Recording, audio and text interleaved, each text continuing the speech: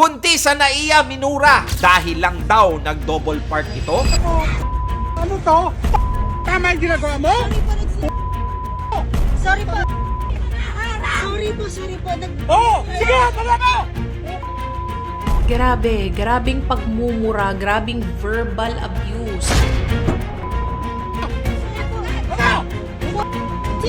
The reaction of these people, it's so ungracious. Bakit kailangan pang madaan sa murahan? Sobrang nangihingi naman ng sorry si ate. Huwag tayong magpadala masyado sa emosyon natin. CR lang ako. Mga harap, ay buntis kayo. They lack empathy. PWD rin kami. Let's have the grace and compassion. Ay lang po kami. Hindi tayo papatawarin ni Lord kung tayo mismo hindi marunong magpatawad. Yo, what's up? This is Real Talk Darbs, ang pambansang issue analyzer ng Pilipinas, wherein I'm trying to influence you how to think critically about sa mga recent viral social issues ngayon dito sa Pilipinas. And today, we're gonna be talking about another viral issue patungkol sa isang buntis na may nakaalitan sa Naiya Terminal. Sa pagtataas lang ba talaga ng boses ang tanging solusyon para maayos ang problema? CR lang. Sir, Applicable ba sa lahat ng oras ang kasabihang ang mali ay mali? At ikaw, anong gagawin mo kung ikaw mismo ang naka-witness sa nangyaring ito? ay lang po kami. And of course, what are the things that we may be able to learn from this kind of situation? Let's find out. But first, let me give you a brief context. Nag-viral recently ang video ng isang babaeng buntis sa TikTok kung saan pinagmumura siya ng isang pamilya na nakainitan niya sa parking lot. It all happened last Thursday, last October 30 sa Naiya Terminal 3. Mapapanood sa video ang malakas na sigawan ng mga tao na sumalubong sa kanya habang papunta siya sa sasakyan.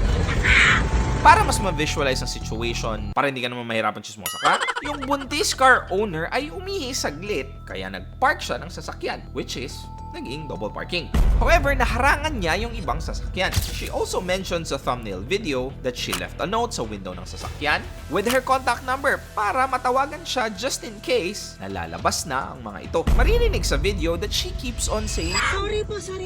Oo! Sige! Talaga! but still tuloy-tuloy pa rin ang pagmumura ng mga ito sa kanya. Sorry po. Mapapanood din sa video na nag-dirty finger pa ang isa. CR lang. Sir, Nang nasakay na ang buntis sa sasakyan, binaba niya ulit ang kanyang bintana to say na nag-CR lang naman daw siya. CR lang po. Mga harap, ay buntis kayo. Moreover, napag-alaman din sa kanyang caption that she is 4 months pregnant. 4 months pregnant po ako. At dahil po ihing-ihi na po ako at walang available na parking space, nag-decide po ako na mag-park sa harap ng isang sasakyan. Pero nag-iwan po ako ng note na nakalagay na magsi-CR lang ako at iniwan ko din po yung CP number in case na may lalabas po na sasakyan ay makontak nila ako. And at that time ay kasama niya ang 11 years old niyang anak. Nakareceive po ako ng tawag sa isang babae at nagmamadali po ako na bumalik sa sasakyan kasama ang 11 years old kong anak. Pero palapit pa lang po kami ay pinagmumura na po nila ako.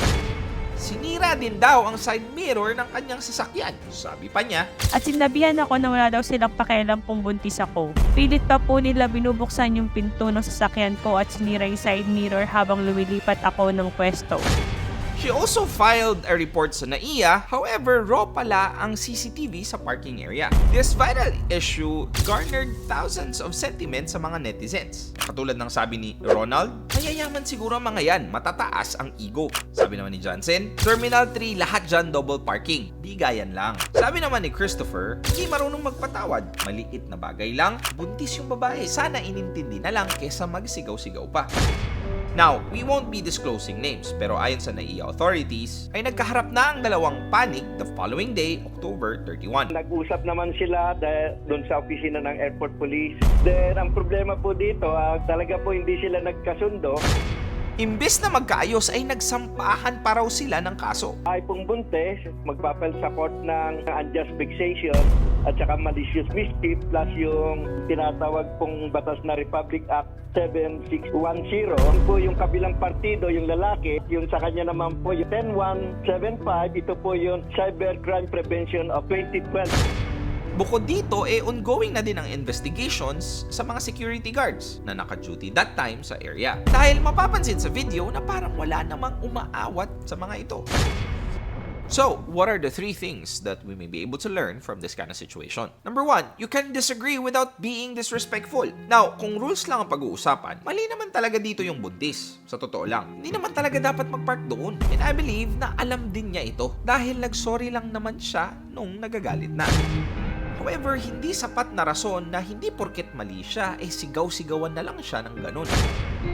Hindi acceptable, especially with her condition. Sa totoo lang, hindi po madali ang magbuntis. Let me quote Harpy Lee's novel, To Kill a Mockingbird. Sabi doon, you never really understand a person until you consider things from his point of view, until you climb into his skin and walk around in it. Number 2, bago mag-react, matutong magtanong muna. Now, sa totoo lang, lahat ng emosyon valid yan. And I can understand the frustration kahit ako maiinis dahil dinoble park yung sasakyan ko. At maybe, nagmamadali ako at gusto kong umalis na agad. Lahat ng emotions valid. Saya, lungkot, galit, at takot. Lahat yan valid. But the next question is it appropriate?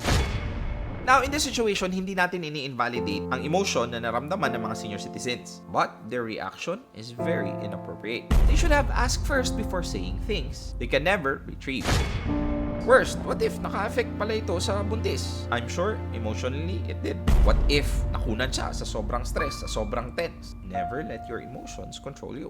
Number 3, having a privilege should not give you a sense of entitlement. Sa sitwasyon na ito, pareho silang under priority lane. They have privileges that normal people do not have. Kaya I don't see any reason why anyone who has this privilege should have that sense of entitlement. It should give you a sense of responsibility. Remember that your privilege should be a platform for understanding, empathy, and positive change, not a pedestal for entitlement. Real talk. Sa totoo lang, nakakagalit at nakakalungkot itong news na ito. It feels discouraging. Mapapatanong ka na lang na, ganito ba ang ilulook up ng next generation from the previous generation? I hope that we will strive not only to be the bigger person, but the better person in this world. Ang hirap na nga ng buhay, wag na sana nating pahirapan pa ang iba at ang sarili natin. At the end, let's still give each other the benefit of the doubt and be ready to be accountable and responsible with your actions. Tandaan mo that respect is not imposed, it's earned. Disrespect is not given, it is created. Ways to get there if you care enough for the living.